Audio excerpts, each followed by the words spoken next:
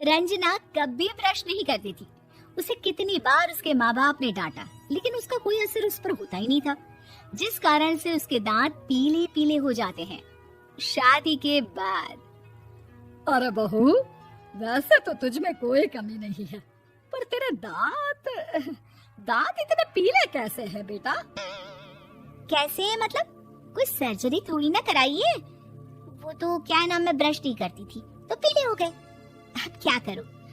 आप कहें तो लाल करवा लूं या फिर काले? यार ये क्या है, क्यों माँ से लड़ रही हो? लड़ रही हूँ? अरे मैं लड़ रही हूँ या ये बोल रही है कि दांत पीले हैं, पीले।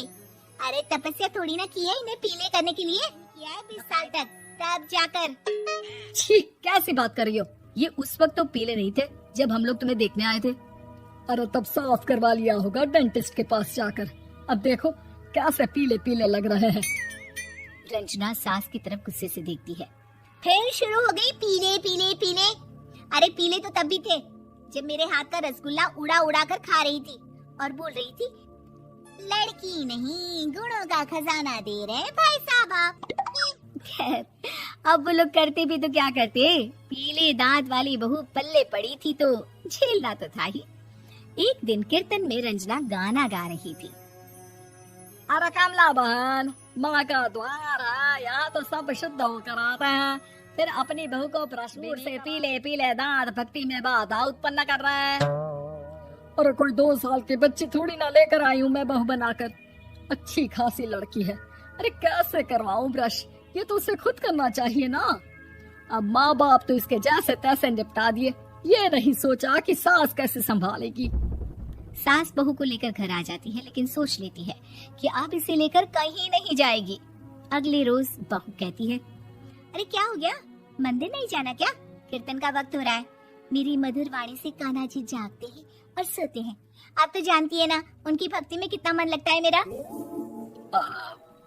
वो क्या है ना, तबीयत ठीक नहीं लग रही है मेरी, आराम करूंगी मैं। तबीयत ठीक नहीं लग रही? अभी तो मिथुन के गाने पर नाच रही थी आप, और आप बोल रही है कि तबीयत ठीक नहीं लग रही। अरे भक्ति में मन लगा लो सासू माँ, क्या पर जाओगी आप? हाँ?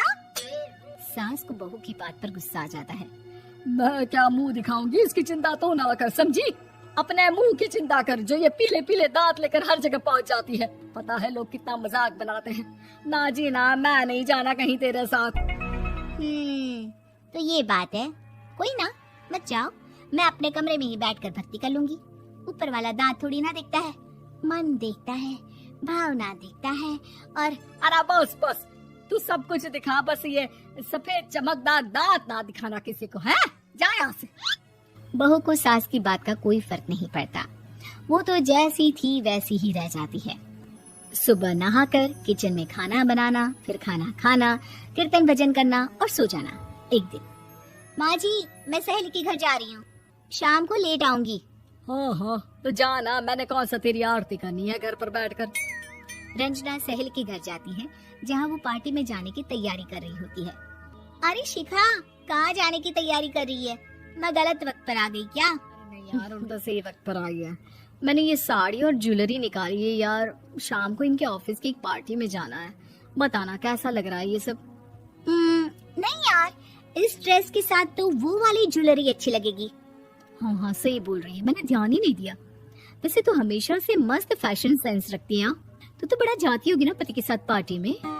रंजना कुछ नहीं बोलती, बस सोचती है कि यार काश ये बात सही हो जाती, पर मैं क्यों नहीं जाती पार्टी में? क्या इन लोगों की कोई पार्टी होती नहीं होगी? रंजना घर आती है और रात में पति से सवाल करती है, एक बात बताइए, आप मुझे किसी पार्टी में क्यों नहीं ले जाते? क्या आपके यहाँ ऑफिस में पार्टी नहीं होती? पति बेचारा क्या कहता कि दांत पीले हैं तुम्हारे इसलिए। अरे कोई पार्टी होती नहीं हम लोगों के ऑफिस में, तो कहाँ से लेकर जाऊं? और मार्केट, मॉल, कहीं वीकेंड घूमना, कहीं तो। अरे यार सारे हफ्ते में एक छुट्टी मिलती है, तो सोचता हूँ कि आराम ही कर लूं। क्यों? रंजना मन मार के रह जाती है। पहले कभी सास के साथ मंदिर जाया करती थी, लेकिन वो भी सास ने ले जाना बंद कर दिया। घर बैठी बैठी रंजना बोर हो जाती है। तभी उसे आइडिया आता है और वो मायके जाने का सोचती है। सासू माँ, 2 दिनों के लिए मम्मी के घर जा रही हूँ। अच्छा अच्छा ठीक है, आराम से जा। और हाँ, माँ से कुछ अच्छी आदत सीख कर आना कि कैसे शरीर के हर भाग की तरह दांतों की सफाई भी जरूरी है। शुरू हो गई ना आप। वो लोग आपकी तरह नहीं है कि छोटी छोटी बात का बतंगड़ बना दे। उन लोगों के लिए मैं मायने रखती हूँ, ना कि मेरे पीले पीले दांत। रंजना माँ को बिना बताए उन लोगों को सरप्राइज देती है, लेकिन जैसे ही वो दरवाजे पर पहुंचती है, अंदर देखती है कि घर वाले कहीं जा रहे होते हैं। अब माँ, काश रंजना दीदी के दांतों वाली प्रॉब्लम नहीं होती तो वो भी हम लोगों के साथ चलती ना बुआ जी की बेटी की शादी में। हाँ बेटा, लेकिन अब उसे कौन समझाए कि उसको उसके पीले दांत नहीं दिखते, लेकिन उसके आसपास के लोगों को कितना एम्बैरेसिंग फील कराते हैं। मुझे तो कितनी बार उसके स्कूल की टीचर ने शिकायत की कि उसके साथ कोई लड़की बैठना भी नहीं चाहती, और ना ही कॉलेज में कोई उससे बात करना चाहता था। लेकिन पता नहीं क्यों उसे ये बात समझ में ही नहीं आती। कोई कमी नहीं है उस लड़की में, बस यही कि दांत पीले हैं। वो तो भला हो जीजाजी और उनकी माँ का, जो दीदी को जैसी है वैसे ही रखा हुआ है। रंजना को अपने घर वालों की बात सुनकर बहुत दुख होता है। वो सोचती है कि वो क्या करे, लेकिन फिर वो सीधा डेंटिस्ट के दांत चमकाती है और कसम खाती है कि वो रोज ब्रश करेगी। और क्या हो गया, तुम तो 2 दिनों के लिए गई थी ना, पर कोई ना, अच्छा है चलो आ गई तो।